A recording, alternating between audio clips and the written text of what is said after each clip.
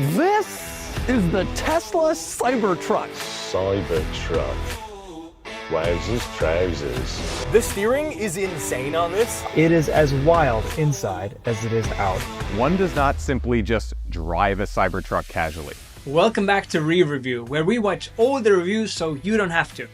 Today we're diving deep into Tesla Cybertruck. Is it a revolutionary marvel or just an overhyped experiment? Let's find out what are the initial reactions straight from the people who've driven it, because it seems like everyone has something to say about it. Okay, I genuinely can't tell if the Cybertruck is good looking or not, and I'm being completely serious. Like, if you just check the comment section online, it's actually mostly negative. Most people are saying it looks horrible, looks like a refrigerator on wheels, it's a disaster of a design.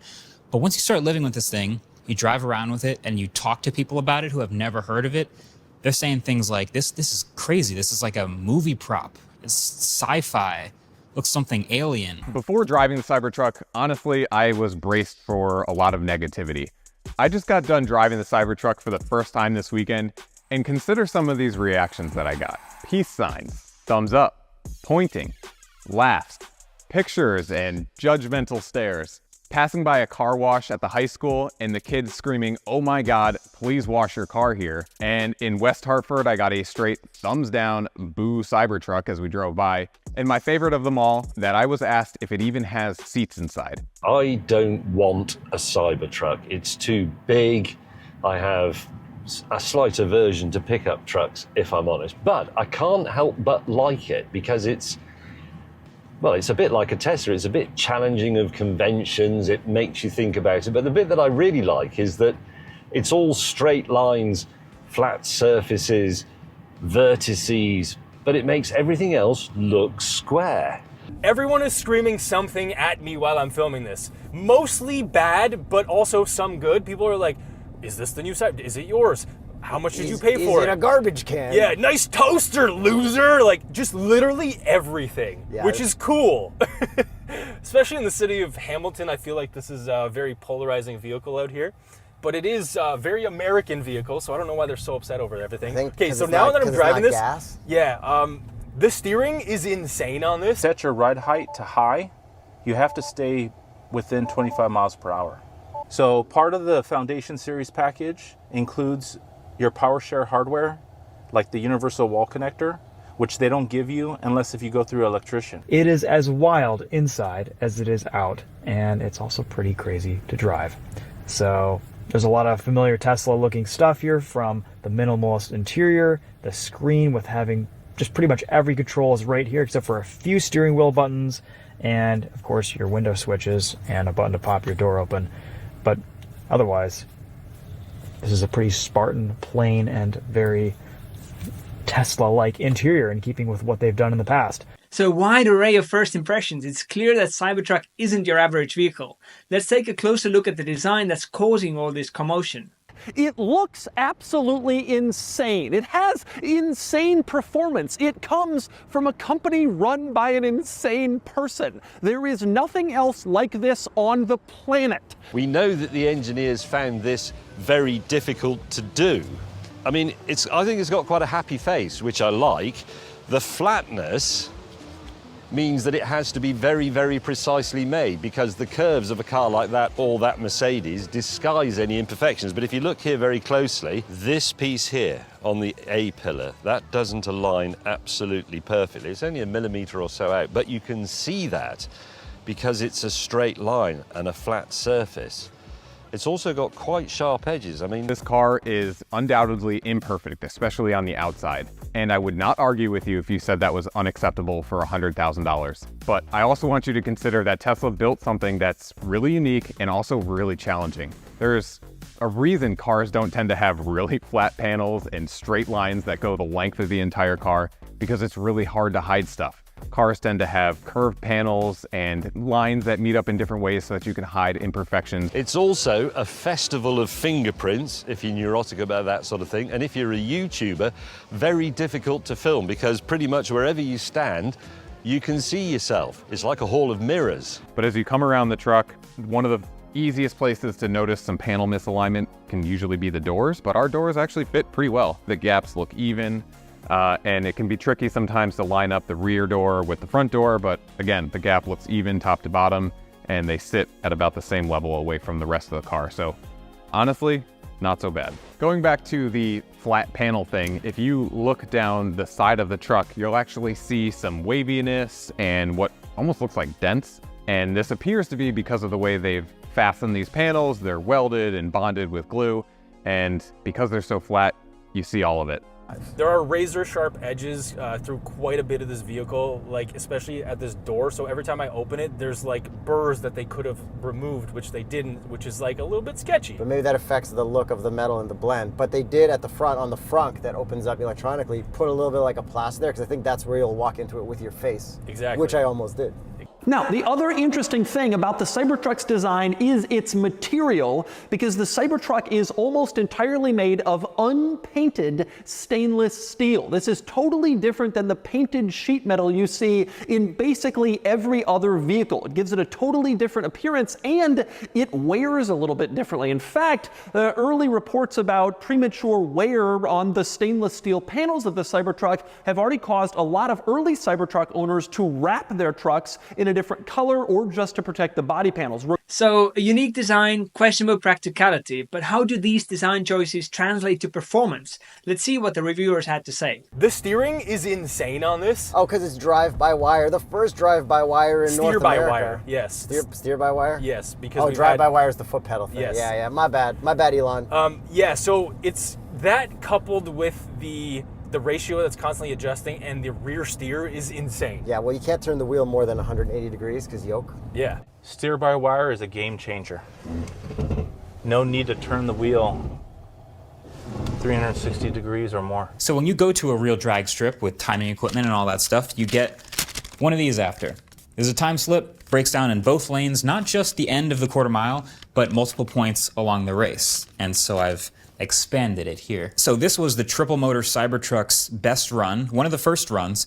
It runs a 10.9 second quarter mile, which, if you don't know, is absolutely ridiculous. There are bona fide sports cars that don't run in the 10s, and for a 7,000 pound pickup truck to do it on all-terrain tires is just kinda hilarious. But when you actually look at and break down each of these times, this shows the difference between quick and fast. It is a bit weird. Yeah, there's stuff that you have to get used to.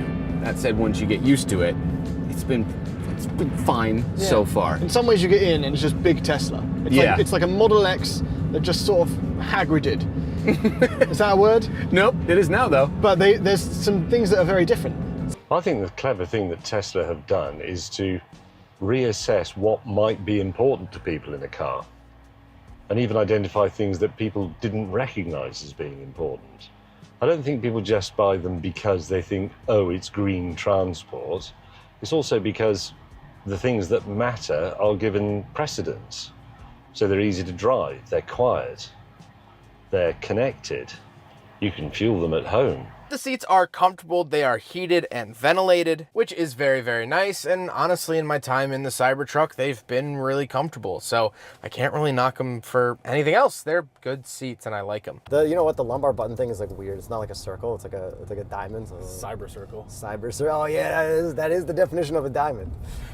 Yeah, the seats are comfy. Like good amount of room. The steering wheel can move, but only through the infotainment. Yeah, these are Same with the mirrors. These are like opposite Mazda seats, where they're actually like really soft. It's not like just sitting on cardboard. Efficiency is way better than I thought. Towing with the Cybertruck is A+. You can see everything in front of you while driving. Sound system is amazing. When on a road trip, even though it's a truck, has all the space of an SUV. Perfect road trip vehicle. Got sideswiped, but the truck held up perfectly. Air suspension can raise or lower the vehicle. Good.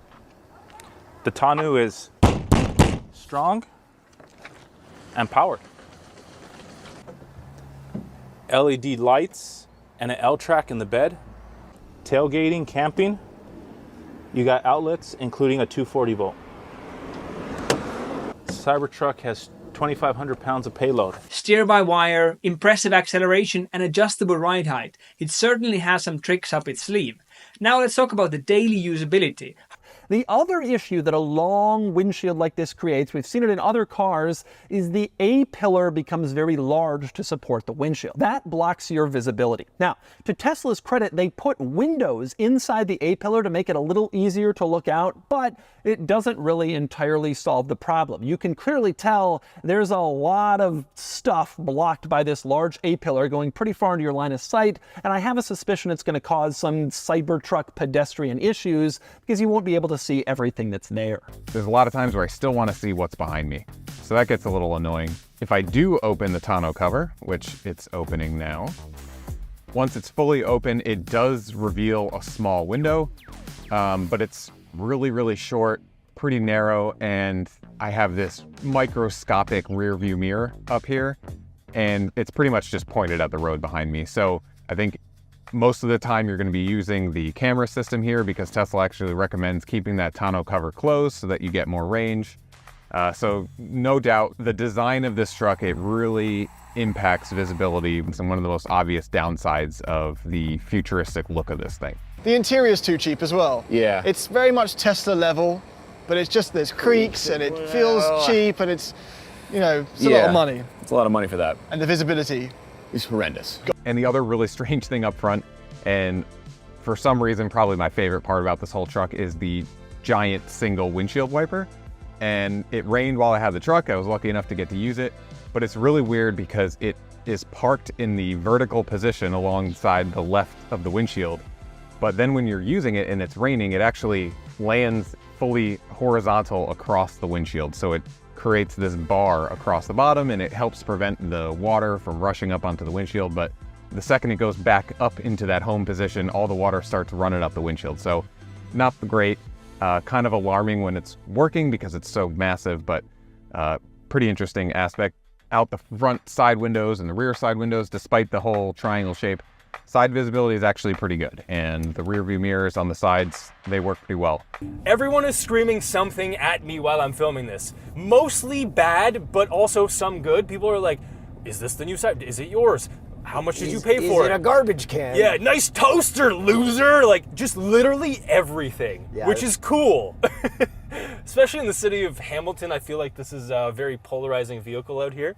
But it is a very American vehicle, so I don't know why they're so upset over everything. Okay, so now that I'm driving this, the steering is insane on this. Oh, because it's the most dangerous thing about the Tesla Cybertruck is not the pointy edges and corners. It's not the fact that it weighs over 3 tons and goes from 0 to 60 miles an hour faster than a Corvette. It's not even the way that reflections glare off the stainless steel and can blind people on the highway. No, the most dangerous thing about the Cybertruck is the way it makes other people around you on the road behave. So, mixed reviews on daily usability. It seems like there are some trade-offs for that futuristic design. Now, how does it stack up against the competition? Okay, if you had to get an electric pickup truck, just drive for a year, you didn't have to pay, but you couldn't get rid of it. This F-150 Lightning or the Rivian that we know nothing about?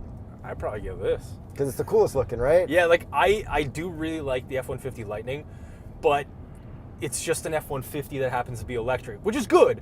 But if your conditions I have to meet, because I can't sell it, I can't whatever, this is cool and wild on the road. Yeah, and then I personally think that the biggest competition to this right now is the ID Buzz. I would say compared to the F-150 Lightning, the Lightning feels a little bit more refined. The Rivian is maybe a better overall vehicle, more usable, kind of a jack of all trades and a master of most of them. And I haven't spent any time in Chevrolet's new Silverado EV. I haven't heard great things with the handling of that truck, just because the tire pressure is like 80 psi or something ridiculous. Interesting comparisons. It seems like the competition might offer more practicality in some areas, but the Cybertruck definitely stands out in terms of design. But what about the price? Is the wow factor worth the investment? We have a 123 kilowatt hour battery pack, 310 miles of range, Costs around $102,000. Actually didn't realize that these were so expensive in Canada. And then what's the Cyber Beast? A lot more. Couple tens of thousands more? Not as much more as I expected it to be, but it is quite a bit more. Car is undoubtedly imperfect, especially on the outside. And I would not argue with you if you said that was unacceptable for $100,000. Yeah, there's a lot to like about this car. However, when it comes to the interior experience, you're spending $100,000 on this, and it squeaks and cracks and pops and moves and makes noises like my 1980s Volkswagen hatchback. It's creaky. It's not acceptable. No. I think at $100,000, it maybe is a little expensive for what you get. I wish that there was a lot more of these features that I put in as my dislikes implemented into the Cybertruck, and I really hope that on the second generation Cybertruck they include these features. I would probably say $100,000 is too much, and I would like to see that price tag closer to the $70,000 mark. I think that would make it extremely competitive in the truck marketplace. So there you have it, Tesla Cybertruck, a vehicle that's as polarizing as it is angular. It's undeniably innovative, surprisingly quick and guaranteed to turn heads. But it's also plagued by questionable design choices, inconsistent build quality, and a user experience that does get some getting used to. Is it worth the hype and the hefty price tag? Well, that really depends on what you're looking for. If you want a unique, attention-grabbing EV with impressive technology and don't mind the few quirks, Cybertruck might be just for you. But if you prioritize practicality, refinement, and a proven track record, you might want to consider a more established competition. Ultimately, the Cybertruck is a bold statement, but whether it's a statement you want to make is entirely up to you. That's it for our ultimate review roundup video for Tesla Cybertruck. Check out the links down below for the full review videos and subscribe for more re-reviews where we watch all the reviews so you don't have to.